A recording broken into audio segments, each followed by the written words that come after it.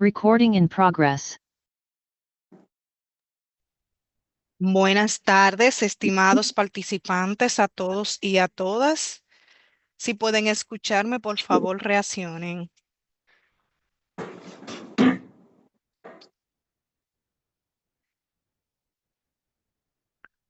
Wilda Rubio dice que sí, Wilson Jiménez dice que sí, Rebeca García dice que sí.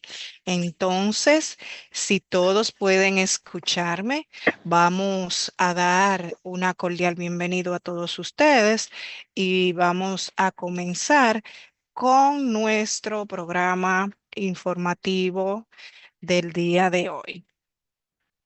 Hoy es martes 29 de julio del 2025.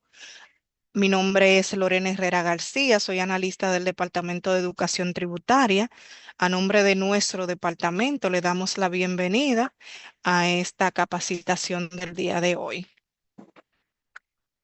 El Departamento de Educación Tributaria es el área responsable de planificar, coordinar y ejecutar las acciones que promueven una nueva cultura tributaria en la República Dominicana. Con el lema Educando por una ciudadanía fiscalmente responsable, centramos nuestras acciones y esfuerzos en promover una ciudadanía participativa, responsable, que asume con una actitud crítica y consciente el papel social de los impuestos. Nuestra sesión es educación a contribuyente. Nosotros nos encargamos de coordinar y organizar las actividades de capacitación, orientación que van dirigidas a los contribuyentes, estudiantes y docentes universitarios, así como a todo el público en general. También somos responsables de la elaboración de programas educativos e informativos sobre temas tributarios. Nuestro tema del día de hoy es, ¿estás emprendiendo un negocio? Conoce con nosotros los pasos para formalizarte, las ventajas y los beneficios. Para hablarnos sobre el tema de nuestro interés, hoy nos acompaña la destacada facilitadora Rosabeli Martínez.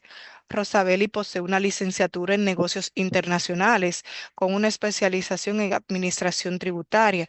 Cuenta con más de 6 años de experiencia en el Centro de Servicio de Impuestos Internos. Actualmente funge como secretaria ejecutiva de la Subdirección de Facilitación y Servicio de la Dirección General de Impuestos Internos, DGI. También Rosabeli forma parte del equipo de facilitadores de la red de especialistas tributarios y educadores internos de la DGI Retribuye. Les recordamos a nuestros estimados participantes que deben de mantener sus micrófonos silenciados y su cámara apagada. Esto lo hacemos con la intención de que puedan aprovechar al máximo la información educativa que le tenemos el día de hoy. Recuerden, si necesitan hacer alguna pregunta o tienen alguna duda o alguna sugerencia, pueden ir haciéndola a través del chat, que tendremos una sesión de respuesta de preguntas y la vamos a ir respondiendo en el orden en que aparezcan.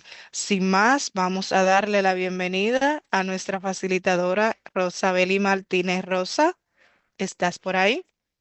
Así es, Lorena, muchas gracias. Buenas tardes a todos. Buenas tardes, Rosa. De acuerdo, entonces, como les ha comentado Lorena, en este caso el día de hoy vamos a socializar sobre la formalización como contribuyentes. Por favor, las preguntas vamos a dejarlas en el chat y al finalizar vamos a compartir un espacio para dar respuesta a cada una de sus dudas. Para dar inicio, vamos a conocer el contenido que durante estas 2 horas vamos a estar abordando. Vamos a conocer qué son los impuestos, cuál es la función de impuestos internos, quiénes son considerados ante la Dirección General de Impuestos Internos como contribuyentes, los tipos de contribuyentes asimismo. Vamos a conocer paso a paso el ciclo de vida del contribuyente, cuáles son cada una de las ventajas de formalizarse al inscribirse al RNC. Conoceremos qué es el Registro Nacional de Contribuyentes, las vías que tiene cada contribuyente disponible para formalizar su inscripción. Vamos a hablar sobre lo que son los números de comprobantes fiscales, conocer cada uno de sus tipos. Y asimismo tendremos un espacio para conocer un poco de lo que es la oficina virtual, cómo es su funcionamiento. Dentro de esta, cómo podemos realizar la remisión de información, de los formatos de envío, las principales actividades del contribuyente dentro de lo que es la Dirección General de Impuestos Internos, así como también los principales impuestos a declarar. Entonces, para dar inicio, vamos a conversar acerca de lo que son los impuestos, que ya de hecho ustedes deben de tener una noción de los mismos, lo han escuchado. Cada uno de nosotros como ciudadanos tenemos la responsabilidad de contribuir a través del pago de los impuestos. Entonces, básicamente son cada una de esas contribuciones que realizamos al Estado, cada uno de nosotros como ciudadanos, para de esta forma cubrir los gastos públicos y satisfacer las necesidades de la sociedad en conjunto. Cada uno de los impuestos son establecidos mediante ley y el pago de los mismos es obligatorio. A través de estas se dispone de su obligatoriedad para pagar. Dicho esto, se estarán preguntando entonces dónde surge la obligación de tributar, dónde se establece como tal en lo que es la legislación dominicana. Bueno, en este caso, la Constitución de la República Dominicana, puntualmente en su artículo 75, numeral 6, cita de la siguiente forma: tributar de acuerdo con la ley y en proporción a su capacidad contributiva para financiar los gastos e inversiones públicas. De esta forma lo establece lo que es la Constitución y partiendo de esto, entonces cada uno de los ciudadanos tiene la obligación de cumplir con el pago de sus tributos, de los impuestos. Entonces, la función de impuestos internos son más bien el rol que cumple dentro de lo que es el sistema tributario dominicano, es que se encarga de la administración y recaudación de los principales impuestos internos y tasas de la República Dominicana. O sea que básicamente DGII, como regularmente lo conocemos, es la encargada de la administración y recaudación de los impuestos internos, que más adelante vamos a conocer cuáles son los principales impuestos que debemos pagar como contribuyentes. Entonces, hasta este punto ya quedamos claro con lo que son los impuestos, por qué pagamos esto, porque de esta forma estamos contribuyendo al Estado para el desarrollo de obras públicas. Entonces, la Constitución en sí nos dice que debemos contribuir como ciudadanos. Por consiguiente, DGI, al recibir estos impuestos, se encarga de administrarlos. Nosotros como contribuyentes tenemos un rol, que es el de pagar esos impuestos de manera directa o indirecta. Entonces, como los impuestos están establecidos mediante leyes, para el sostenimiento del Estado tenemos dos tipos de contribuyentes, que en este caso son las personas físicas y las personas jurídicas. Entonces, vamos a proceder a conocer cuál es el rol de los contribuyentes, personas físicas y personas jurídicas. Si hasta este punto estamos claros con todo, vamos a continuar. Recordarles que pueden ir dejando sus preguntas en el chat en la medida que les surjan, para de esta forma al final, en el espacio de socialización, dar respuesta a cada una de estas. En continuidad con lo que son los tipos de contribuyentes, les mencionaba que tenemos contribuyentes, personas físicas y personas jurídicas. Las personas físicas son todos aquellos que desarrollan una actividad, profesión u oficio de manera independiente y por consiguiente generan obligaciones tributarias. Para poner un ejemplo claro de esto, si usted es abogado y ofrece servicios de manera independiente, entonces esa actividad económica con la que se registra de servicios jurídicos le genera obligaciones tributarias con impuestos internos y producto de estas tiene que cumplir con su presentación y pago. Por el contrario, en el caso de las personas jurídicas, estas son formadas por asociación de varias personas en un organismo o una sociedad que se identifican con una razón social, con facultades para contraer obligaciones civiles y comerciales. O sea que en el caso de las personalidades jurídicas, pues tienen un carácter legal un poco más complejo. En este caso, se constituyen, se asocian a los fines para su registro, utilizan lo que es la formalización del registro mercantil, de actas de constitución y estatutos y demás. Entonces, igualmente, este conjunto de personas que se asocian y conforman una entidad o asociación tienen obligaciones tributarias porque, al igual que en el caso del ejemplo del abogado, se dedican a una actividad económica. Entonces, partiendo de esa actividad económica es que se van a generar las obligaciones tributarias que van a tener estas sociedades ante la Dirección General de Impuestos Internos. Entonces, las personas físicas operan de manera independiente, formalizan un registro de forma independiente. Por el contrario, las personas jurídicas se conforman por un conjunto de personas que se asocian y de esta forma, bajo una razón social, un nombre comercial, formalizan una empresa. Igualmente, en ambos casos, van a tener obligaciones tributarias que irán de la mano con la actividad económica a la que se registre, a la que se dedique. En este caso, entonces, acá vemos los tipos de sociedades que frecuentemente en República Dominicana podemos identificar. Inclusive lo vemos en los nombres de muchas empresas que al visualizar el nombre de constitución de estas tienen el tipo de sociedad al que se dedican. En el caso de las EIRL, son las empresas de individual de responsabilidad limitada de un único dueño. Las que con mayor frecuencia podemos identificar son las sociedades de responsabilidad limitadas, SRL. También están las sociedades anónimas, SA, y las sociedades anónimas simplificadas, SAS. Entonces, estos son los tipos de sociedades que les mencionaba anteriormente en la parte de la constitución de personas jurídicas con la que usted puede formalizar el registro. En este caso, llegados a este punto, vamos a hablar de lo que es el ciclo de vida del contribuyente. Lo vamos a conocer paso a paso. ¿Qué ocurre en cada etapa de ese ciclo de vida que da inicio desde el momento en que tengo el primer acercamiento a DGI para formalizarme? O sea, ese ciclo de vida es el conjunto de actuaciones, deberes y derechos del contribuyente ante impuestos internos. Entonces, el mismo inicia con la inscripción al RNC. Ese momento en el que usted se acerca a DGI, habiendo definido en este caso cómo se va a registrar, si se trata de una persona física o jurídica. En todo caso, al momento de la inscripción, usted utilizaría el formulario para tales fines. Más adelante lo vamos a conocer y las vías por las cuales vamos a poder formalizar ese registro. Pero partiendo de esta parte que es el ciclo de vida del contribuyente, podemos destacar que el primer paso es la formalización, inscribirse al RNC. Posterior a este paso, entonces, debo como contribuyente realizar la solicitud de NSF. NSF son los números de comprobantes fiscales. Esa autorización única y exclusivamente la emite Impuestos Internos. Por lo que, para usted poder emitir comprobantes, disponer de estos para facturar a sus futuros clientes, debe contar con la previa autorización de Impuestos Internos. Ninguna otra entidad se encarga de este paso, o sea, de brindar esta autorización. Pero para llegar a ese punto, yo debo de estar inscrito como contribuyente. Debo de haber hecho un acercamiento a la administración y formalizado mi registro, ya sea como persona física o jurídica. Posterior a esto, entonces, procedo a solicitar la autorización para la emisión de los números de comprobantes fiscales. Lo que sigue es el inicio de la actividad económica. Ya usted inicia sus operaciones, comienza a facturar, a vender, a prestar esos servicios con los que se ha registrado, producto de su actividad económica. Entonces, luego de esto, debo de cumplir con el registro de las operaciones, las ventas que he estado realizando, esos ingresos que estoy recibiendo, debo reportarlos a DGI.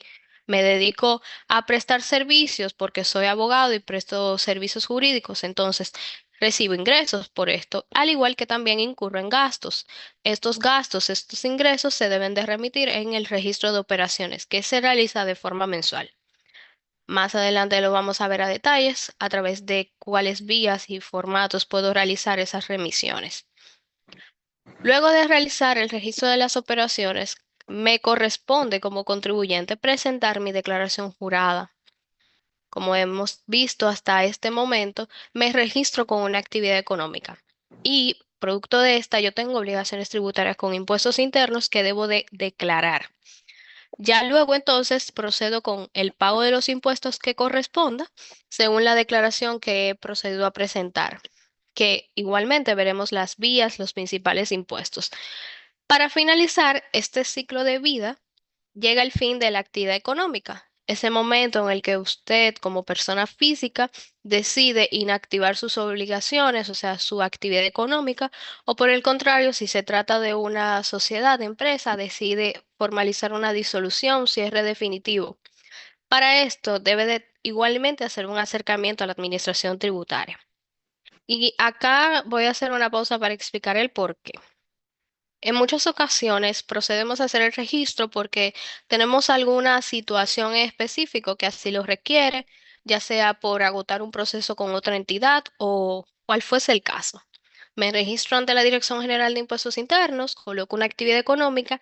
Desde el momento en que esa inscripción se formaliza, que como podemos ver en este ciclo de vida es el primer paso, ya tengo obligaciones tributarias ante la Dirección General de Impuestos Internos. Entonces, si no estoy operando, dígase que ese registro fue únicamente por esa situación o necesidad que tuve en un momento, pero en la realidad yo no estoy generando ingresos, gastos, no me estoy dedicando a esa actividad económica, debo de formalizar una inactivación o un cierre definitivo, porque de lo contrario, DGI no tendría forma de saber que este contribuyente o esta empresa no está teniendo operaciones, más que al momento de que usted hace el acercamiento y lo notifica mediante el proceso correspondiente para tales fines.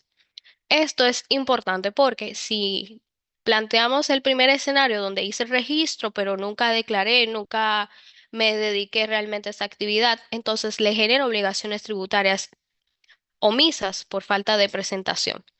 Lo importante acá es que queden claro con el proceso de que así como tengo la obligación de inscribirme, de hacer un acercamiento a la administración, en este caso, digamos que porque voy a iniciar un negocio y formalizo mi registro, igualmente tengo la obligación de indicarle a la administración que ese negocio no va a dar continuidad, ya sea porque me voy a inactivar, no me voy a dedicar a esa actividad económica o en su defecto que esa empresa va a cerrar. En este caso, este básicamente es el ciclo de vida del contribuyente. Está compuesto por estos pasos. Es como la parte esencial del contribuyente de cara a lo que es la administración y a su registro. Entonces, vamos a ir dejando las preguntas para el final. Veo que ya han surgido algunas dudas. Esa es, bueno, digamos que la intención. Y trato de explicarlo bastante desglosado por eso, precisamente, para que puedan surgir esas inquietudes de algunos casos y poderlos ver al final. Entonces, ya para cerrar con esta parte y lo que es el registro del contribuyente, entonces quedamos en que tenemos un ciclo de vida compuesto por pasos. El primer paso sería la inscripción, luego solicitar la debida autorización a impuestos internos para poder emitir número de comprobantes fiscales. Al dar inicio a mi actividad económica, me corresponde notificar a DGI del registro de mis operaciones y presentar mis declaraciones juradas. Posterior a esto, entonces, corresponder con el pago de los impuestos. Ustedes se preguntarán, bueno, sí, tengo estas obligaciones, tengo el deber como ciudadano de pagar los impuestos, pero ¿cuáles son las ventajas que me ofrece la formalización al RNC? En este caso, financiamientos y créditos por parte de las entidades bancarias, al estar formalizado, pues le da un carácter de, digamos que eso mismo, formalización de seguridad y garantía para las entidades financieras poder otorgar créditos a través de los bancos. Puede usted exportar sus productos si se encuentra inscrito al RNC. Igualmente puede emitir facturas con número de comprobantes fiscales. Acá recuerdo el segundo paso del ciclo de vida del contribuyente, que solamente DGI es la entidad autorizada para poder emitir comprobantes, perdón, autorizar comprobantes fiscales. Entonces, No podré facturar a mis clientes si hacen el acercamiento a mi negocio si no cuento con la debida formalización ante la Dirección General de Impuestos Internos. Igualmente, puedo obtener programas de apoyo a través de las MIPYMES, puedo ser proveedor del Estado, que esto siempre es bastante atractivo porque puedo aplicar a licitaciones, a procesos del Estado, o sea, a poder proveer al Estado los servicios o productos que como contribuyente estoy ofreciendo. Entonces, esas serían las ventajas de formalizarse. Y aquí lo interesante es el por qué realizar el registro desde el momento en que inicia mi negocio, mi actividad. Entonces, ahora vamos a conocer lo que es el Registro Nacional del Contribuyente, o mejor conocido por sus siglas RNC. Seguramente lo escuchan con mucha frecuencia. Esto es básicamente el código único y permanente que Impuestos Internos asigna a sus contribuyentes para poder tener una identificación de los mismos. O sea, al momento de que usted formaliza su registro, se les asigna un RNC en el caso de las personas jurídicas, en el caso de las personas físicas, o sea, esos profesionales independientes que deciden registrarse con una actividad económica, pues su registro se formaliza a través de su cédula.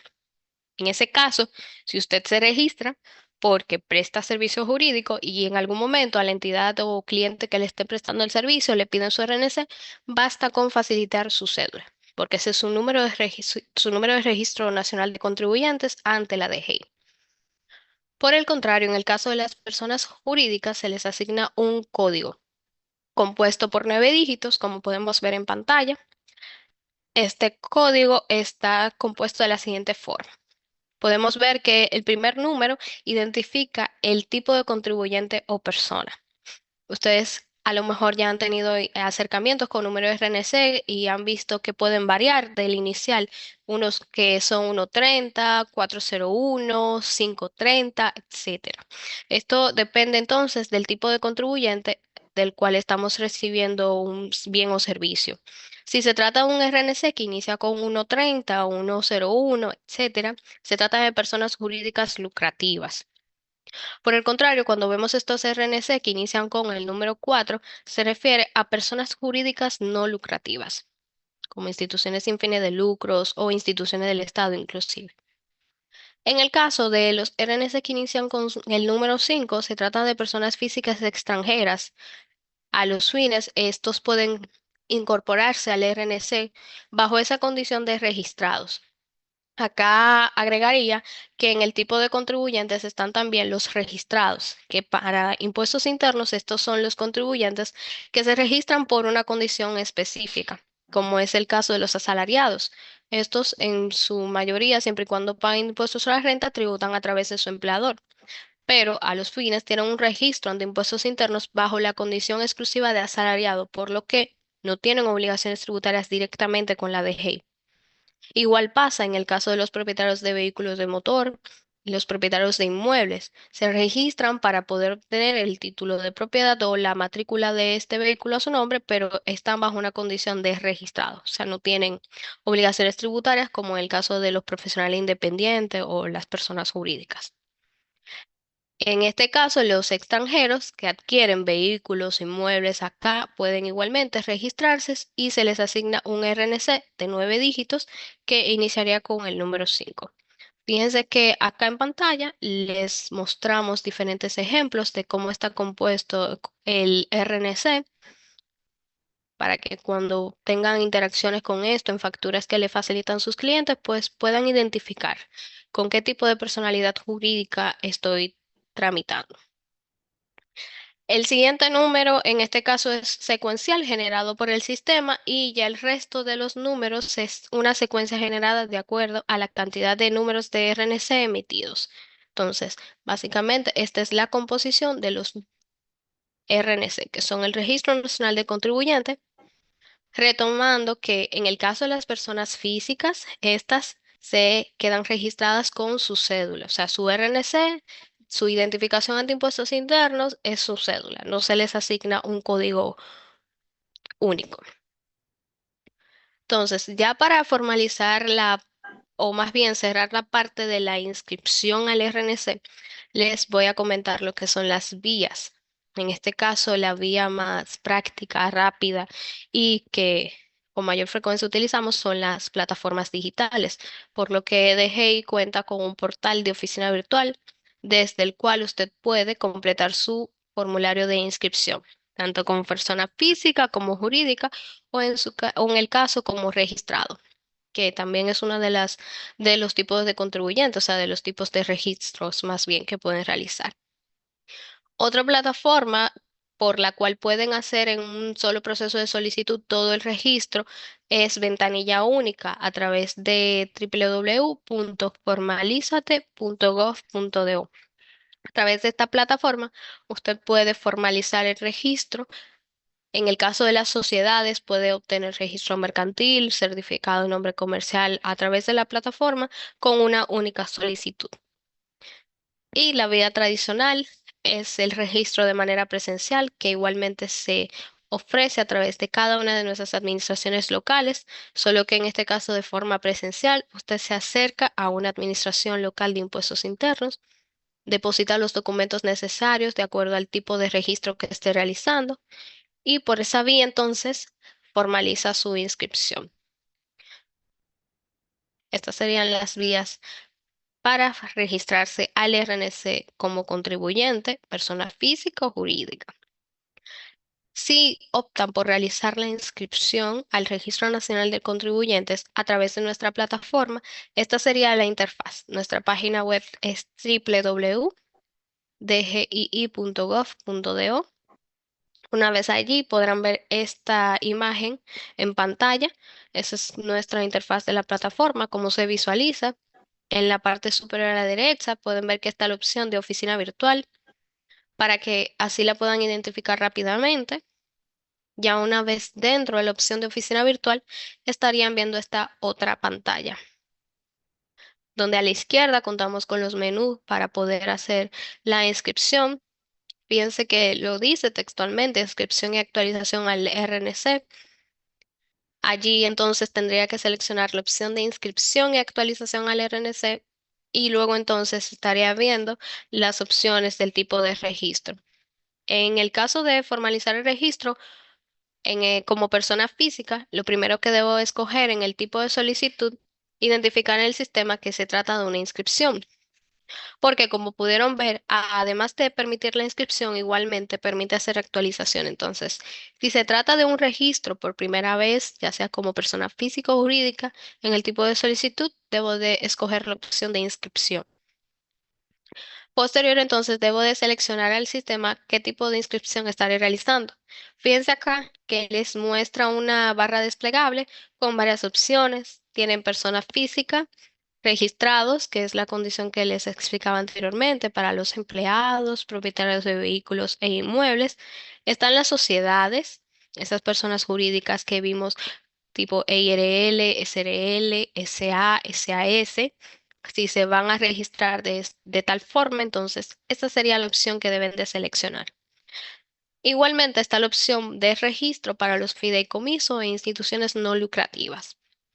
Entonces, en este caso, el primer registro que vamos a visualizar es el de personas físicas. El formulario, en el caso de las personas físicas, es un poco más reducido y digamos que es sencillo porque las informaciones que piden son generales del registro del contribuyente, datos generales como su número, dirección, contacto.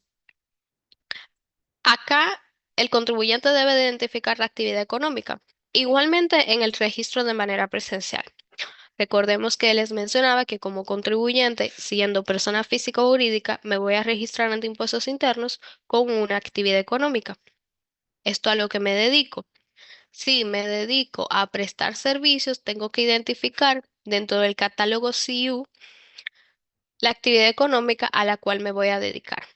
En la página web de impuestos internos está disponible este catálogo.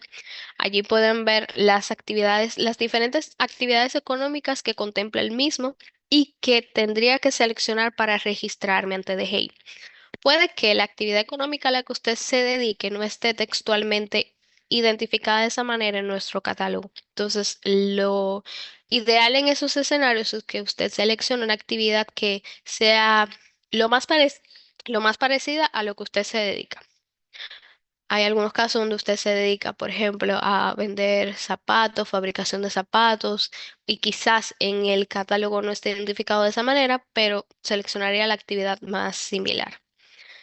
En el registro de personas físicas y jurídicas en línea, el catálogo está totalmente cargado en el sistema, o sea, en el formulario se desplegaría todo el catálogo CIU que tiene un sinfín de actividades económicas y allí simplemente usted tendría que filtrar e identificar a la cual se dedica, seleccionarla y proceder entonces con el, el registro, o sea, con completar las demás informaciones y enviar la solicitud.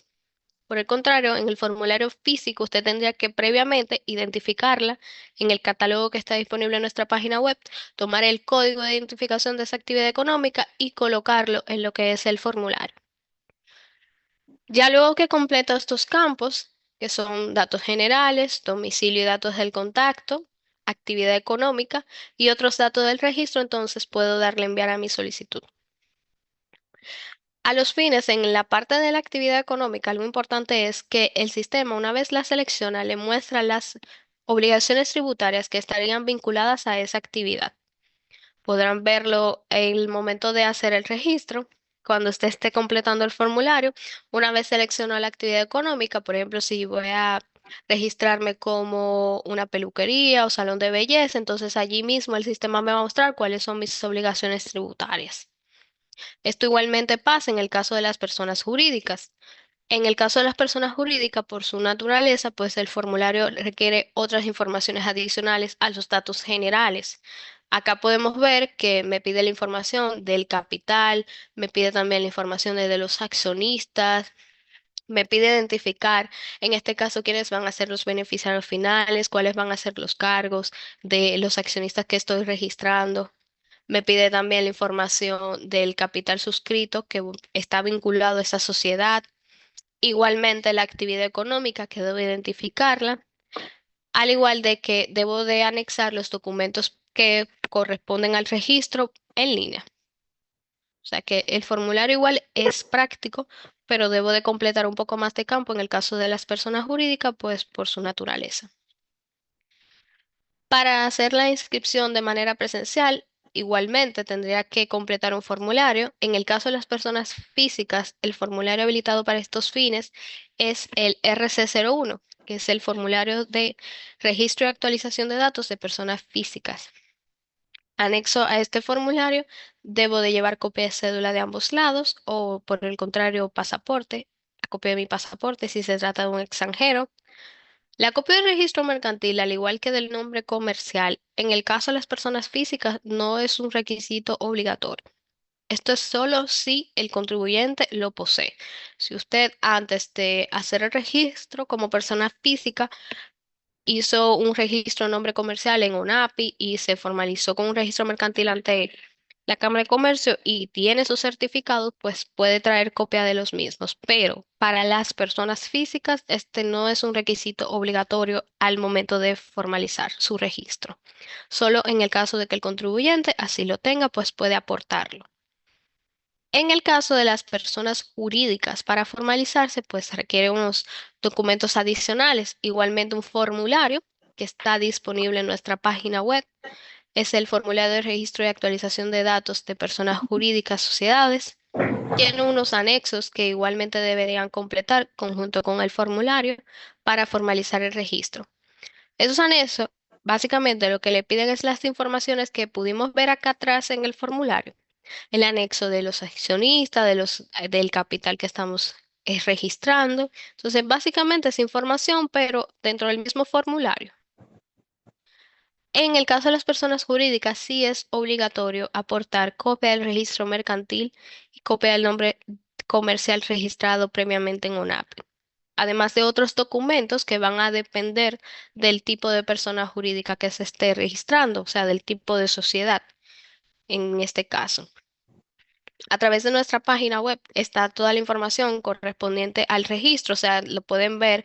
Les voy a explicar igualmente cómo poderlo visualizar desde la página para que puedan conocer cada uno de los requisitos que corresponden al registro para formalizar la inscripción. Ya luego que determiné cómo me voy a registrar, si como persona física o jurídica. Hice mi registro con impuestos internos, pues mi siguiente paso sería solicitar la clave de acceso a la oficina virtual. En este caso, continuamos aún en oficina virtual. Fíjense que no está dentro el contribuyente, o sea, no hay un usuario dentro porque aún no tengo una clave para acceder. Entonces, en este caso, una vez estoy en la oficina virtual, en el cuadrito de acceso que está a la derecha, debo ubicar la opción que dice solicitar clave, porque de esta forma voy a poder solicitar el acceso a la plataforma. Una vez allí, fíjense que les sale en pantalla esta opción, esto que podemos ver acá abajo, esta segunda imagen. ¿Qué me pide el sistema para poderme brindar el acceso? Bueno, primero la identificación del contribuyente, si se trata de una persona física o jurídica. En el caso de que se trate de una persona física, ¿qué debo de colocar en el primer campo? ¿Quién me dice que debería colocar? O pueden escribir rápidamente en el chat. Si se trata de una persona física, Su cédula. perfecto, Yasmeli, Wilson, Rosaura, la cédula. La cédula porque ya conocimos y quedamos claros en que para el registro de persona física la identificación es su cédula.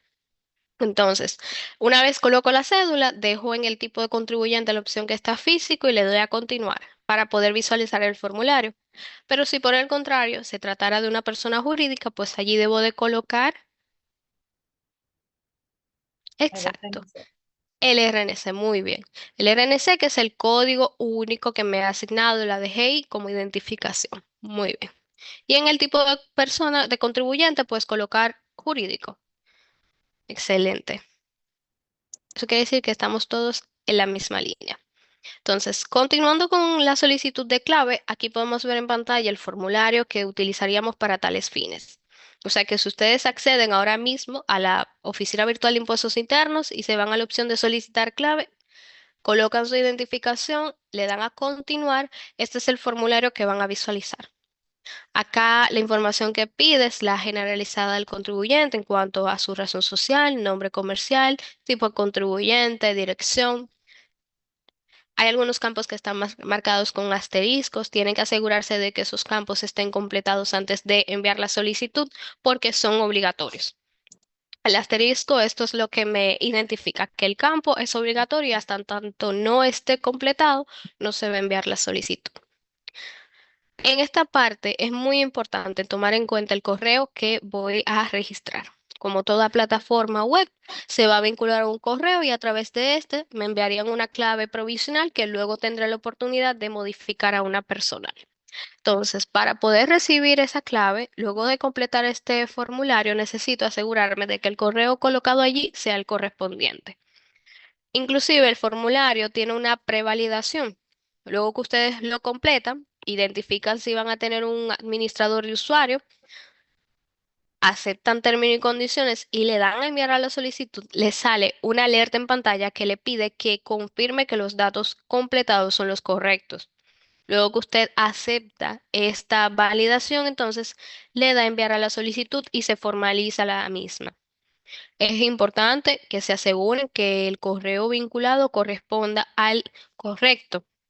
O sea que usted se va a asegurar de esta forma, o más bien va a garantizar de esta forma que una vez sea procesada esa solicitud, usted pueda recibir la clave provisional y ya luego entonces agotar el proceso de vinculación de la misma a través de la oficina virtual. En este caso, ya luego que obtengo la clave para acceder a la oficina virtual, entonces voy a ingresar. Acá pueden ver en el formulario, en el cuadro de acceso que le pide tanto usuario como clave. Si se preguntan cuál sería el usuario, es su RNC o cédula. En este caso, la plataforma web de impuestos internos no le permite personalizar el usuario. Siempre que usted se registre, solicite una clave, su usuario de identificación va a ser su RNC o cédula. Esto va a depender del tipo de contribuyente. Es importante que tengan esto claro porque en nuestra plataforma web no se permite personalizar el usuario. Nunca va a ser su correo ni nunca va a ser el usuario que ustedes decidan, en este caso, registrar. Siempre tendría que ser el RNC o cédula. Ya luego entonces que ustedes tienen la clave vinculada para acceder, pueden ingresar. Colocan acá en esta pantalla el usuario, que es la cédula RNC, y ya luego entonces la clave que han personalizado, recordando que se le envía una provisional y ustedes la cambian a una personal. Entonces, hasta este punto estamos claros con lo que es la inscripción, por cuáles vías puedo solicitarlas.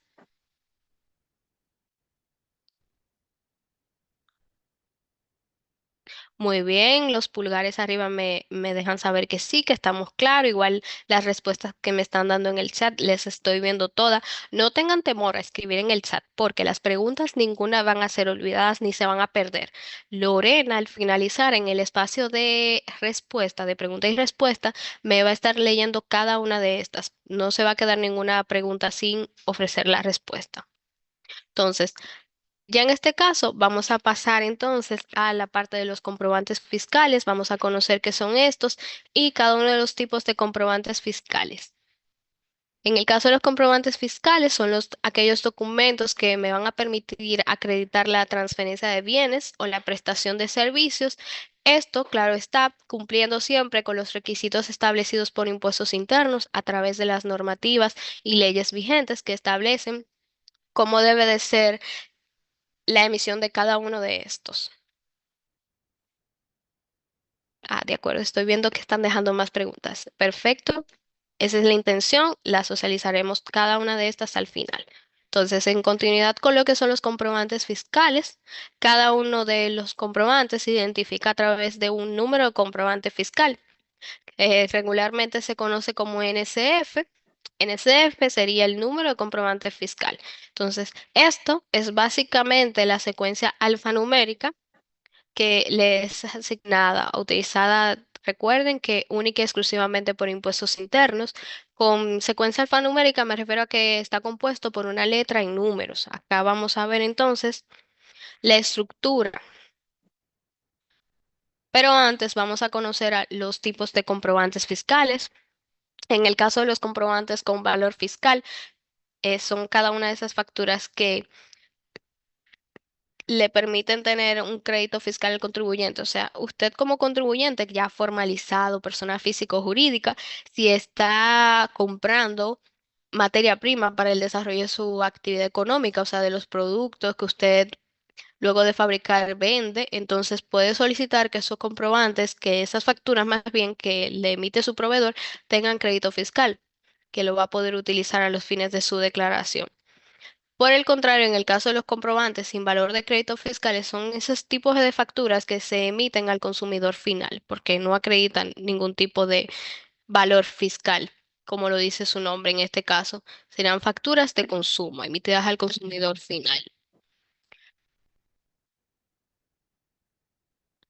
Vamos, vamos a ir viendo las preguntas exacto al final. Las vamos a estar yendo respondiendo cada una de estas, para poder agotar lo que es la presentación y ya luego, entonces respondemos cada una de sus inquietudes. Entonces, dando continuidad a lo que son los tipos de comprobantes fiscales, están las notas de débito y las notas de crédito. En el caso de las notas de débito y crédito, estas me van a permitir hacer corrección en caso de que exista algún descuento o de que se haya cometido algún error en la facturación.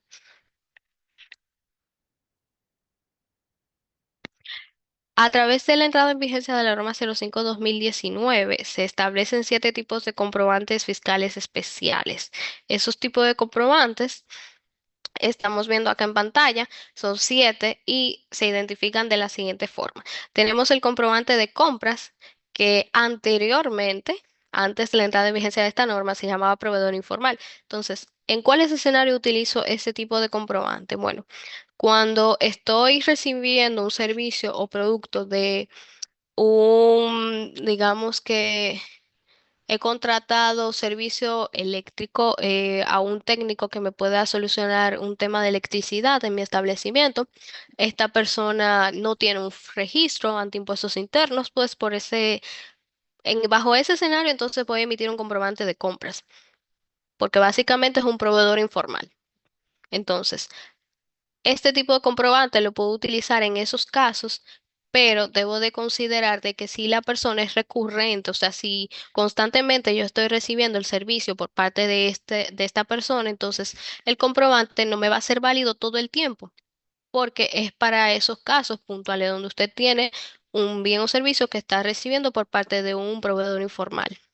Como lo dice su nombre, informal, no tiene un registro, pero si de ser recurrente, entonces no sería posible continuar facturándole a esta persona bajo ese tipo de comprobante. Están los comprobantes de registro único de ingresos, RUI. En este caso, este tipo de comprobante debe de ser previamente autorizado por impuestos internos. Usted debe realizar la solicitud a través de nuestra oficina virtual o de manera presencial. Esta es una solicitud adicional a la autorización para los comprobantes para los comprobantes fiscales. En el caso específico de este tipo de comprobante.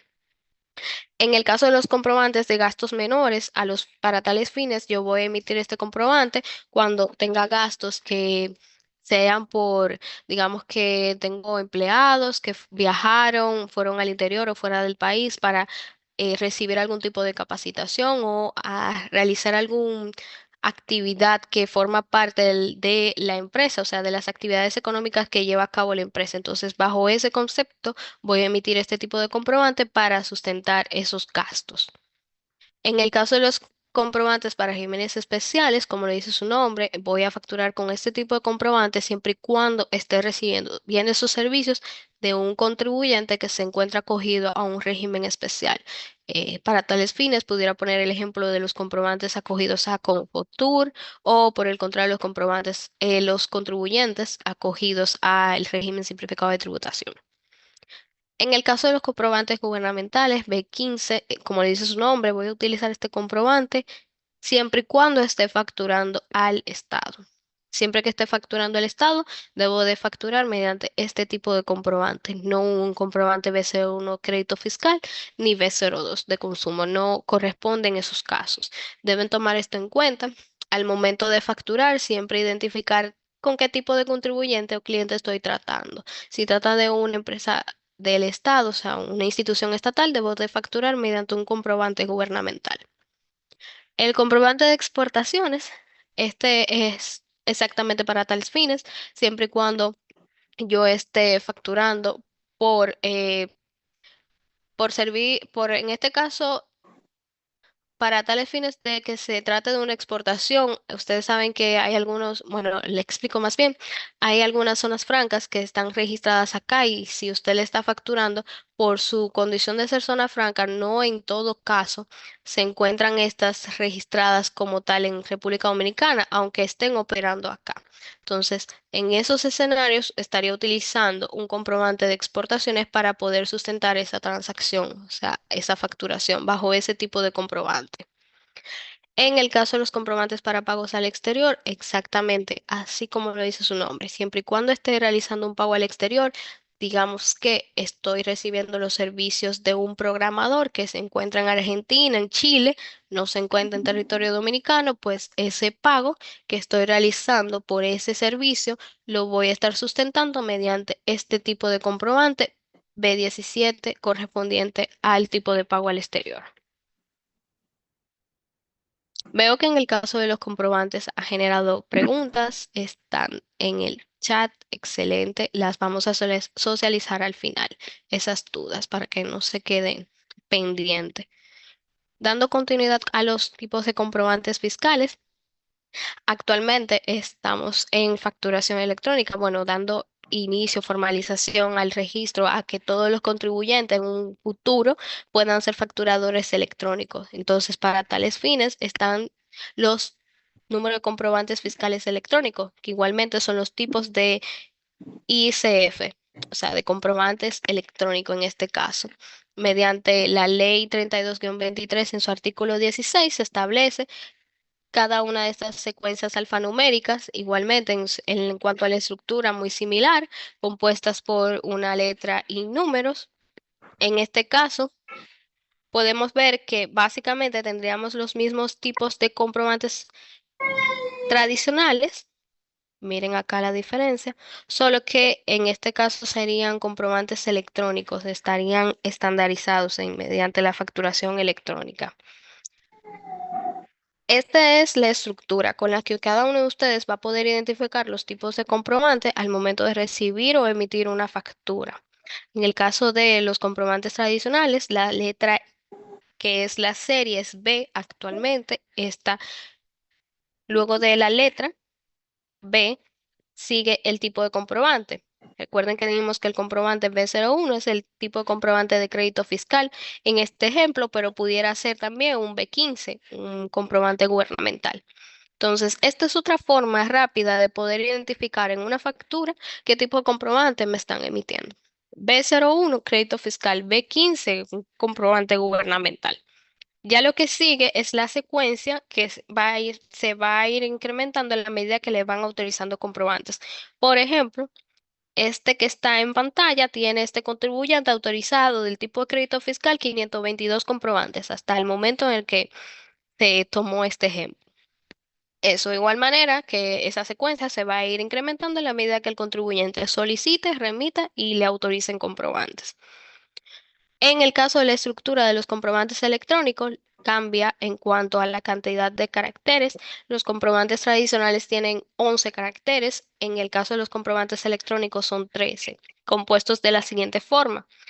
La letra, que sería E, el tipo de comprobante, en este caso E31, refiriéndose al comprobante de crédito fiscal electrónico, y el restante de los números corresponde a la secuencia, que de igual manera acá se iría incrementando en la medida que les van autorizando ese tipo de comprobante al contribuyente que lo está emitiendo.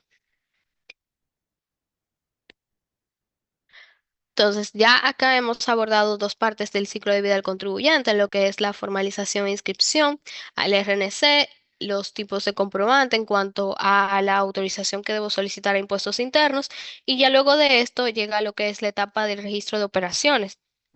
De acuerdo a lo que establece el Código Tributario de la República Dominicana, los contribuyentes deben llevar registro de sus actividades comerciales en cuanto a lo que son sus ingresos, gastos, NSF emitidos, recibidos inclusive, o sea, esas facturas de comprobantes fiscales que ustedes reciben por parte de sus proveedores, así como las que ustedes emiten a sus clientes, e inclusive si tienen en este caso facturas preforma, toda la documentación relacionada con su actividad económica deben de conservarla por un periodo de 10 años. Así es como lo establece el Código Tributario.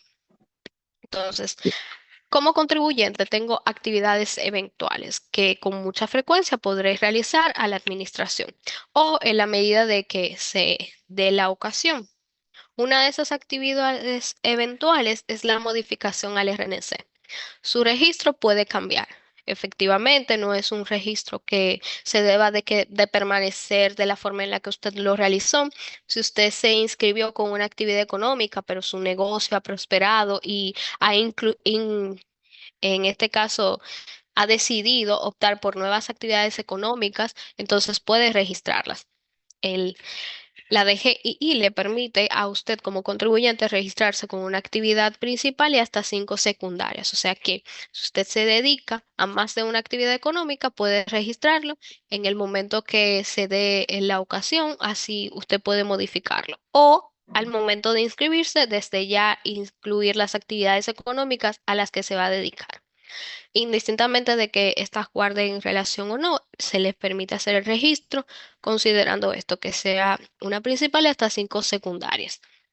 En este caso, entonces, a través de la oficina virtual o de manera presencial en las administraciones locales de impuestos internos, puedo realizar lo que es una modificación al RNC.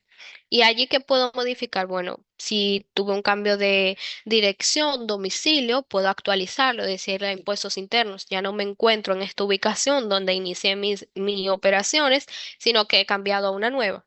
O si por el contrario mi negocio se ha expandido y tengo otras sucursales, igualmente puedo solicitar una actualización para registrar impuestos internos estas sucursales nuevas. También puedo modificar los números de contacto, los representantes, socios accionistas vinculados a esta sociedad. En el caso de las personas físicas, puedo modificar la actividad económica. Como les había explicado, igualmente pueden registrar hasta 5 actividades económicas.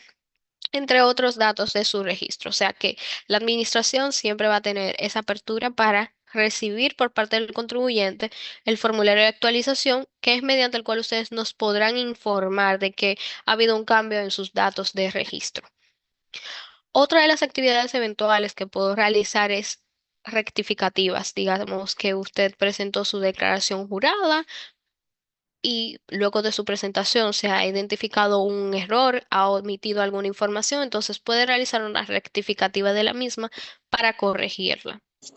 Puede realizar pagos a cuenta. En el caso de los pagos a cuenta, estos se utilizan para cuando usted se ha dado alguna situación puntual, ha llegado la fecha límite del ITEVIS, por poner un ejemplo, no puede proceder con la presentación de la declaración del IT1, que es la declaración de ITEVIS.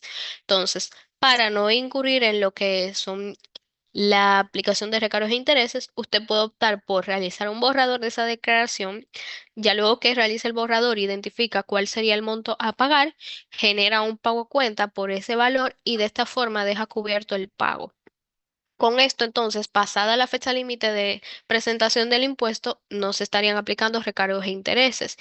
Y en el caso de que usted haya realizado un pago superior a lo que correspondía, pues entonces va a tener este crédito en su sistema, o sea, en su declaración disponible, la diferencia que haya pagado de más. Pero es bueno que tengan esta información de que podrán optar por el pago a cuenta siempre y cuando no haya pasado la fecha límite de la declaración, porque ese es el sentido de la misma. Si está en la fecha límite de la declaración o previo a esta ya tiene conocimiento de que por una situación de sistema o de falta de la documentación no podrá presentar su declaración, pues procede con el pago a cuenta. Pasada ya la fecha límite de presentación de la declaración, esa opción no está disponible. Siempre podrá solicitar a la Administración Tributaria número de comprobantes fiscales. Siempre y cuando usted lo necesite, podrá hacer la solicitud a través de la oficina virtual. Si inicialmente usted solicitó 10, su negocio ha ido de maravilla y antes de finalizar el mes esos 10 comprobantes se les han agotado, usted puede realizar la remisión de su formato de envío notificando a la Administración Tributaria, mira, de estos 10 comprobantes que me autorizaste, ya los consumí, necesito más. De esta forma, entonces, se van a estar autorizando nuevas cantidades, que el sistema, como es un algoritmo ya diseñado para determinar esto, le estaría autorizando en mayor cantidad en la medida que identifique el volumen de sus operaciones. Pero para esto debe darse ese ejercicio de que de y la autoriza, usted remite esos comprobantes, que es parte de sus obligaciones tributarias, la remisión de sus formatos de envío, y posteriormente entonces se les autoriza una cantidad mayor. También puede solicitar a la Administración Tributaria certificaciones, ya sea para constatar que está al día con el pago de sus impuestos, para corroborar el registro de un contribuyente inscrito al RNC, si necesita una certificación de IPI en el caso de las personas físicas o cualquier otro tipo de certificación que requiera, pues puede solicitarlo a través de sus administraciones locales o nuestra oficina virtual. Igualmente puede también solicitar prórrogas de acuerdo a lo establecido en el Código Tributario.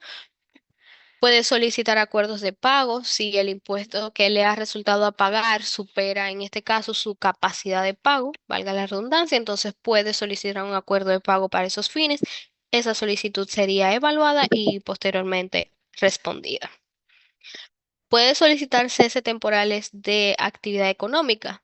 En la parte cuando les explicaba el ciclo de vida del contribuyente, les hablé de un último paso que es importante, es donde notifico a la administración tributaria del cierre definitivo o inactivación de mis obligaciones, de mi actividad económica y por consiguiente las obligaciones. Pero también puede darse el escenario donde usted tiene claro que su negocio durante un periodo temporal de 1 o 2 años no va a estar operando, pues puede tener acercamiento a la administración tributaria mediante el formulario diseñado para tales fines y solicitar un cese temporal de esa actividad económica, por consiguiente de las obligaciones. Entonces, en cuanto a lo que son las informaciones que puede solicitar a la administración, está el cierre definitivo del negocio, o sea, usted debe de informarlo, notificar a la administración, esta empresa cerró, no va a operar. y mediante ese proceso entonces se inactivan estas obligaciones. Igualmente, como persona física, ya no me voy a dedicar a esa actividad económica y de esta forma entonces inactivar. En el caso de las sociedades, puede también notificar la venta o fusión de sociedades.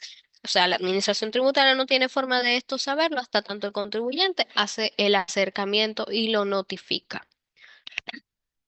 En cuanto a las actividades eventuales que va a realizar o que puede realizar impuestos internos, está solicitar información siempre y cuando determine o necesite esclarecer si se ha identificado alguna situación. En este caso, pues puede solicitar que usted facilite esa información que, recordemos lo anteriormente expuesto, debo de, como contribuyente, guardar el registro de esas operaciones, de esas informaciones, documentaciones, por un periodo de 10 años. Entonces, en este caso, no pudiera alegar ignorancia, o sea, si la administración tributaria ha identificado alguna discrepancia y requiere documentación adicional, pues debo de tener esos sustentos. O sea, recordando que su actividad, su función más bien es controlar y fiscalizar las actividades económicas. Igualmente, también puede notificar al contribuyente de forma formal, valga la redundancia, si ha identificado alguna inconsistencia. Entonces, en cuanto a la remisión de los formatos que les hablé y mencioné anteriormente, seguro les generó inquietud cuáles son estos. Entonces, ya en este punto vamos a conocer esta parte. La norma general 07/2018 sobre remisión de informaciones dispone que cada uno de los contribuyentes que declaren impuestos sobre la renta o ITEVIS deben de reportar en los plazos establecidos las operaciones que sustentan sus transacciones económicas. Con esas transacciones económicas me refiero a cada uno de sus gastos, ingresos que usted está recibiendo, porque es un negocio que está operando. Por consiguiente, realiza ventas, recibe ingresos y tiene gastos, realiza compras. Para esos fines, entonces, se diseñaron unos formatos de envío que usted puede remitir a través de nuestra oficina virtual. Por eso la importancia de, una vez que formalice el registro, pues solicitar el acceso a la misma. De hecho, también es la forma más práctica de hacer la remisión de sus declaraciones. La fecha límite de remisión de estos formatos es más tardar el día 15 de cada mes. O sea que todas esas ventas, ingresos que yo obtuve durante el mes de junio, tenía a más tardar el 15 de julio para haberlas reportado a través del formato establecido para tales fines.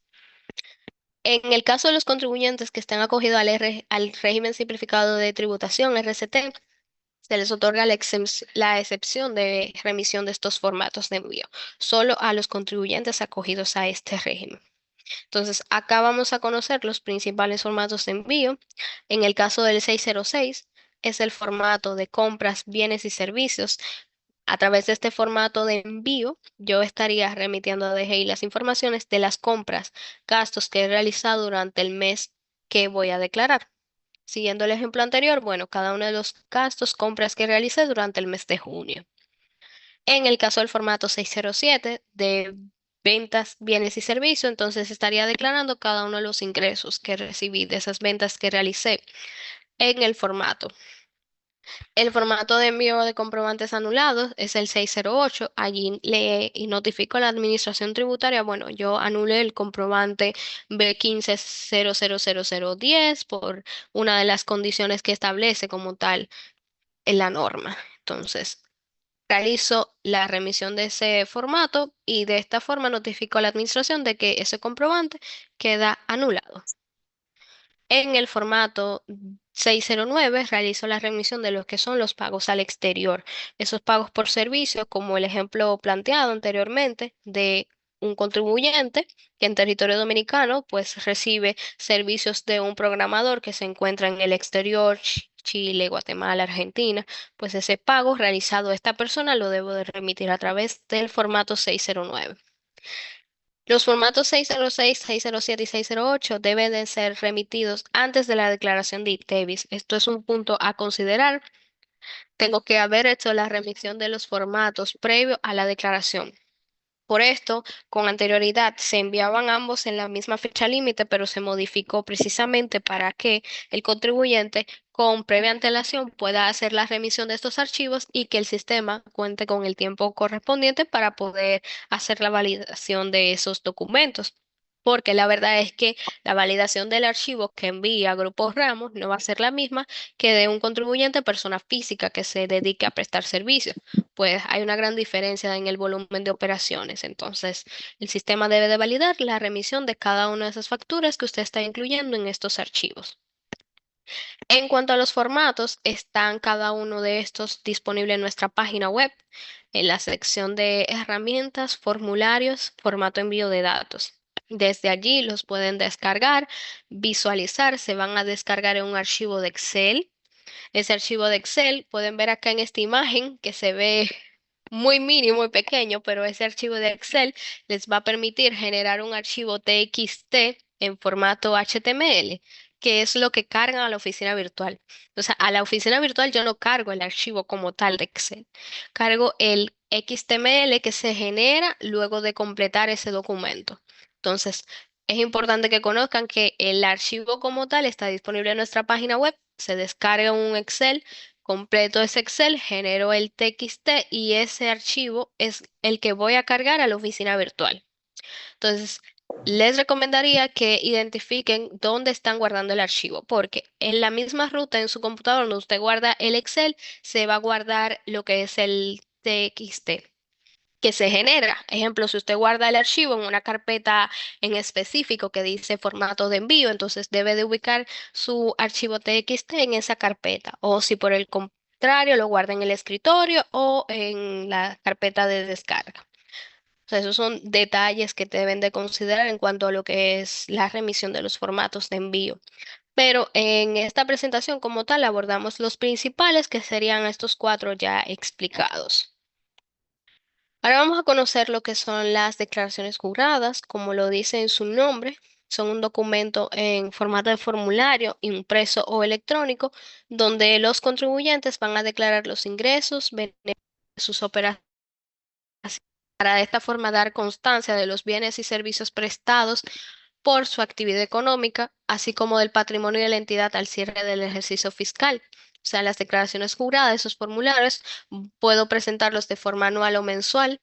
Bajo esa declaración doy juramento de que las informaciones que estoy completando allí corresponden a los ingresos que recibí durante mi periodo fiscal, a los que corresponden igualmente a los servicios que por la actividad económica tengo registrada estoy generando. Entonces, esas declaraciones tengo dos vías para presentarlas. Entiendo que se abrió un micrófono, pero vamos a continuar. Las preguntas, por favor, las dejamos en el chat. Bien, para completar lo que es el contenido de la presentación y ya luego un espacio responder a cada una de estas. En cuanto a lo que es la presentación de las declaraciones, puedo realizarla a través de la oficina virtual. De hecho, es la forma más práctica, más rápida y que les da la ventaja de que la oficina virtual está disponible todo el tiempo, 24 horas al día, los 7 días de la semana. Usted puede inclusive estar fuera del país y acceder a su oficina virtual y hacer su presentación de declaración. De igual manera, las administraciones locales pueden recibir las declaraciones. Solo tendrían que descargarlas desde nuestra página web, que igualmente se descargan en un archivo de Excel, completan su declaración y proceden a hacer la presentación. Para el pago de los impuestos, tengo tres vías disponibles actualmente para poder realizar ese pago. Una de ellas es vía transferencia electrónica a través de los bancos autorizados. A través de los bancos autorizados igualmente en caja puedo realizar el pago y en las administraciones locales de impuestos internos. Pero acá les explico cómo funciona. Se preguntarán, bueno, he realizado la declaración de ITEVIS a través de mi oficina virtual. Inmediatamente realizo la declaración, se va a generar una autorización de pago que voy a poder consultar dentro de la oficina virtual en la sección de autorizaciones de pago. O sea, todo va a estar allí cargado. Usted va a tener opción para visualizar las declaraciones presentadas, para poder presentarlas y para poder consultar las autorizaciones que se generan. Tomo esa autorización de pago, a través de mi Internet Banking puedo realizar el pago de la misma colocando la identificación, que sería el número de documento correspondiente a esa autorización. De esa forma, entonces, puedo realizar el pago de ese impuesto. Por el contrario, si opto por ir de manera presencial a una administración, debo de llevar el número de documento igualmente de la autorización o la llevo impresa. Pero en esos escenarios donde pague la administración debe de considerar lo siguiente. Nuestras administraciones locales reciben un monto de hasta 15.000 pesos en efectivo. O sea que si el pago de su impuesto resulta ser mayor a 15.000 pesos, recomendamos antes obtener un cheque certificado o de administración. Con ese cheque, más la autorización de pago, se dirige a la administración y procede a hacer el pago del impuesto. Por eso le he mencionado que la vía electrónica es como la más práctica, porque entonces no tendría que desplazarme hacia una administración y obtener un cheque certificado. Recordándoles igualmente que luego de presentar su declaración jurada van a tener su autorización de pago disponible en nuestra oficina virtual. Adri Reyes, me parece que tiene una pregunta. O la puede dejar en el chat y la socializamos al final. Por lo visto, se marcó solo. Entonces, ya habiendo quedado claro con las vías para poder presentar y pagar los impuestos, entonces vamos a conocer cuáles serían los principales impuestos a declarar. Recordemos que tenemos declaraciones anuales y mensuales. En el caso de las declaraciones anuales está el impuesto sobre la renta o ISR, si lo conocen de esta forma. Es una declaración anual que igualmente debo realizar, ya sea vía la administración o de la oficina virtual. Está también la declaración de impuestos sobre los activos, la declaración de impuesto al patrimonio inmobiliario, IPI. En el caso de las declaraciones mensuales, allí tengo la declaración de ITEVIS, las retenciones a través del IR3, esas retenciones que realizo a mis empleados. Si se trata de una persona jurídica, tiene empleados a través de nómina, entonces, además de presentar la TCS, tendría que declarar esas retenciones que realizo de impuestos sobre la renta a dichos empleados a través del IR3. El impuesto selectivo al consumo igualmente es una declaración que se presenta mensual. En este punto quiero aclarar que si usted se registró, pero sus operaciones no han iniciado, dígase que usted se registró porque presta servicios de jurídicos, para continuar ese ejemplo, pero no ha iniciado sus operaciones, o sea que no ha tenido ningún cliente, no ha tenido ningún ingreso, entonces sus obligaciones tributarias las estaría declarando en cero mediante una declaración interactiva. Lo que quiero dejar claro con esta parte es que el que usted no haya iniciado sus operaciones no le exime de la presentación de cumplir con las mismas.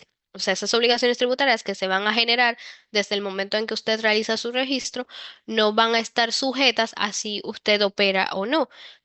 Están allí, se activaron y estarán activas mientras ese registro se mantenga ante DGI. Entonces, lo importante es que conozca este detalle porque si no está operando, esas declaraciones se van a realizar en cero de forma interactiva. A través de nuestra oficina virtual está la opción donde usted puede igualmente presentar su declaración, solo que en cero, sin ningún tipo de información porque no ha tenido operaciones a declarar aún. Pero igual debe de considerar las fechas límites establecidas para la declaración de esos impuestos. En el caso del impuesto sobre la renta, mejor conocido como ITEVIS, es un tributo de naturaleza indirecta que va a recaer sobre el consumo y grava en la forma y condiciones que están previstas en el Código Tributario, la Ley 11-92. Esas operaciones grabadas con el ITEVIS corresponden a la prestación y locación de servicios, a la transferencia de bienes industrializados e importación de bienes industrializados. En el caso de la declaración de ITEVIS, la podremos identificar a través de oficina virtual como IT1. Ese es el formulario habilitado para dicha presentación.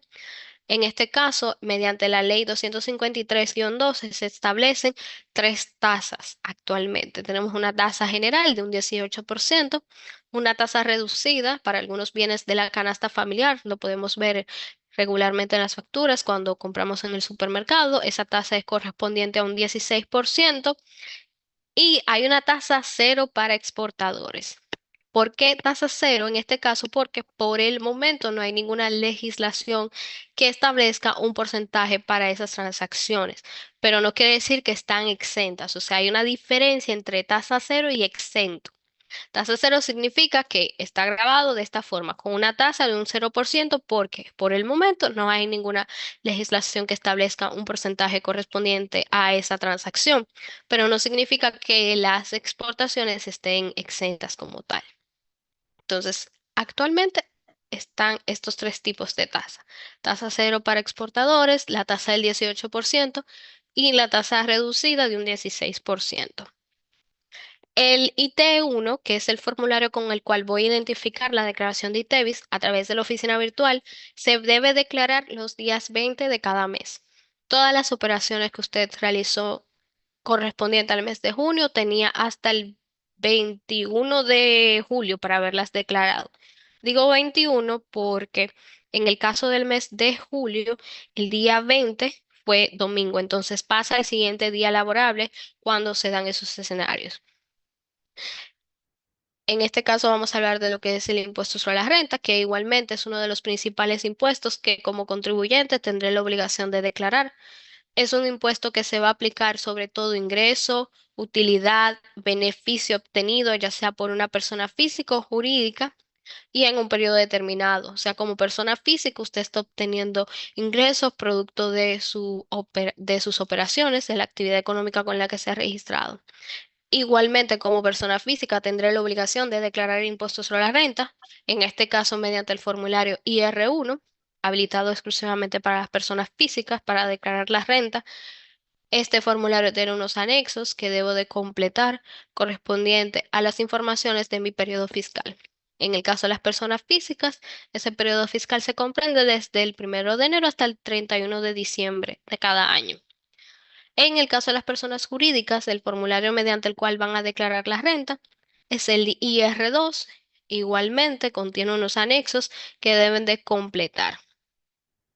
Ambos formularios están disponibles en la oficina virtual de DGII cuando acceden y pueden presentarlos a través de esa vía. En el caso de las personas físicas, tienen un plazo de 90 días después de su fecha de cierre. En este caso, les explicaba que la fecha de cierre de las personas físicas es el 31 de diciembre, entonces tendría un plazo de 90 días que vendría siendo a más tardar el 31 de marzo de cada año para presentar y pagar la declaración. Usted puede hacerlo antes, lo que no debe es hacerlo después. Antes del 31 de marzo de cada año, debo de haber presentado mi declaración de renta de persona física y haber realizado el pago correspondiente a este impuesto. En el caso de las personas jurídicas, tienen 120 días que se cuentan a partir de su fecha de cierre. En este caso, 120 días tendrían para realizar el pago del impuesto, dependiendo de la fecha de cierre que corresponda a la sociedad registrada. Para el impuesto sobre la renta tenemos una tabla de retenciones. Esta sería la escala. Pueden ver acá que los ingresos hasta 416.220 pesos se encuentran exentos. Entonces, rápidamente les voy a explicar cómo lo pudieran calcular para que comprendan cómo se calcula el impuesto correspondiente a esta tasa. Acá tenemos en la escala en la tasa del 15% que va desde 416.220 un centavo hasta 624.329 pesos. O sea que toda persona que tenga un ingreso anual desde y hasta ese monto estaría pagando un 15% del excedente de los 416.220 con un centavo. Entonces, para poner un ejemplo, si usted como persona física al año devenga un ingreso de 500.000 pesos, a esos 500.000, de esos 500.000 pesos usted tendría que restarle el monto exento, que serían los 416.220 pesos. Ese es el excedente. Entonces, a ese excedente, que serían 83.780 pesos, le calcula el 15%. Y de esta forma usted va a obtener el impuesto sobre la renta que correspondía pagar por los ingresos obtenidos. Ese mismo ejercicio se hace en la tasa del 20% y del 25%, solo que deberían sumar el monto que le establece. Por ejemplo, la tasa del 20% les establece que personas que reciban ingresos desde 624.329 pesos hasta 867.123 pesos van a pagar un 20% del excedente de los 624.329,1 centavos más 31.216 pesos. Entonces, de esta forma obtendría el monto. Otra forma rápida de poder identificar como asalariado cuál es el impuesto sobre la renta que me corresponde pagar es en la tabla de retenciones disponible en nuestra página web. En la página web de impuestos internos tenemos una tabla de retenciones y esta incluye los diferentes salarios y el impuesto sobre la renta que correspondería retener en cada uno de esos salarios. Para el caso de las personas jurídicas, la tasa del impuesto sobre la renta a pagar en su declaración es correspondiente a un 27%. Esa tasa es fija. A diferencia de las personas físicas, pues que en este caso se va a considerar la tasa de acuerdo a la escala anual. Bien, en este punto entonces vamos a ver un poco de la funcionalidad de lo que es la oficina virtual. Acá ya estamos dentro de un usuario. Dentro del mismo podemos ver que todos los menús están a la izquierda. Tengo el menú de declaraciones juradas, donde puedo identificar cada una de las declaraciones, diferentes impuestos que puedo declarar a través de la oficina virtual. Entonces, tengo la opción de declaración interactiva. Fíjense que en esa opción se desplegan cada uno de los diferentes impuestos. Aquí rápidamente podemos identificar el IT1, que es la declaración de ITEVIS, el impuesto sobre la renta, el impuesto de bancas de lotería, entre otros.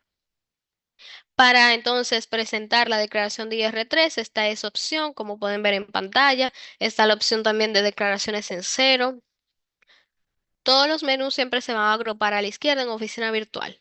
Fíjense que también tengo el menú de solicitudes para la solicitud, valga la redundancia, de comprobantes fiscales, de certificación, de pago a cuenta. O sea, todo esto que les mencioné anteriormente que podemos realizar a la administración tributaria, pues lo podemos realizar a través de la oficina virtual en esta opción. Recordando que para ver estas opciones tengo que contar con un acceso, o sea, un usuario que corresponde a mi cédula o RNC y la clave. Debo de haber agotado el proceso de solicitud de clave para poder ingresar y ver estas opciones. Entonces, vamos a hablar rápidamente de lo que es el régimen simplificado de tributación, mejor conocido como RCT. Es un método que facilita el cumplimiento tributario de los micro y pequeños contribuyentes, que sean personas físicas o jurídicas y que cumplan con los requisitos establecidos en el reglamento 265-19. Entonces, ¿qué ventajas le ofrece a los contribuyentes micro y pequeños para acogerse al RCT? Bueno, lo principal es que no pagan anticipo, impuestos sobre la renta, acogidos a este régimen. Tienen la oportunidad, o más bien la facilidad de disponer de acuerdos de pagos que se generan de forma automática tras la declaración de la declaración de impuestos sobre la renta. En este caso no tienen que remitir los formatos de envío de datos, esos formatos que les explicaba en formato de Excel, valga la redundancia, 606, 607, pues los contribuyentes acogidos a este régimen no tienen que realizar esas remisiones mensuales. Igualmente, cuentan con la facilidad de no pagar impuesto a los activos siempre que los mismos estén relacionados con su actividad económica y por consiguiente también tienen un formulario de declaración simplificado, que en este caso no necesitarían exclusivamente de un contador para tales fines por la simplicidad del mismo. En nuestra página pueden obtener los instructivos para fines del llenado que le pueden colaborar o si quieren ir familiarizándose con el mismo, igual los pueden consultar en nuestra página web. El RCT ofrece dos modalidades. Está la modalidad de ingreso y compras. En el caso de la modalidad de ingreso, esta es para personas físicas con ingresos provenientes de servicios profesionales u oficios independientes. Igualmente, las personas jurídicas pueden acogerse siempre y cuando su actividad económica sea de servicios y producción de bienes. En este caso, este es el monto tope, digámosle así, el cual tendría que tener de ingresos anuales para poder beneficiarme del régimen, o sea, para ser incluido en el régimen. Algo importante es que en cualquiera de las dos modalidades, antes, previo a la solicitud de acogencia, tengo que estar inscrito al RNC. O sea, ya usted tiene que tener un registro, o sea, como persona física o jurídica, y posteriormente entonces solicitar la inclusión al régimen. En el caso del RCT bajo la modalidad de compras, igualmente aplica a las personas físicas o jurídicas en este caso dedicadas a la comercialización de bienes. Este es el monto anual de compras e importaciones que no deben de superar para poder continuar estando en el régimen o para poder hacer la solicitud de inscripción al mismo. Recordándoles que previo a la solicitud de acogerse al RCT tienen que estar inscritos. Entonces, ya básicamente esta es la etapa final de la presentación del contenido de la misma. Cuando tenemos una idea de un negocio, lo importante es reconocer que hay un proceso de formalización para poder inscribirme a la DGII y que el dar inicio a esas operaciones va a generar obligaciones tributarias que como tal debo de inscribirme. Vimos que desde la Constitución pues se nos otorga esa responsabilidad, esa obligación como ciudadanos. Entonces debemos de formalizar nuestro registro a través de la inscripción al RNC, la solicitud de comprobantes, la emisión de los mismos, la presentación y pago de nuestras declaraciones juradas, obligaciones tributarias. En la página web de Impuestos Internos también tenemos una sección de biblioteca virtual donde podrán obtener más información sobre lo que es la formalización y otros temas de su interés. Por ejemplo, si les causa duda o les desean aprender más sobre el RCT, pues en la biblioteca virtual hay una sección específicamente para este régimen donde pueden obtener más información del mismo. Entonces, Lorena, llegamos a la parte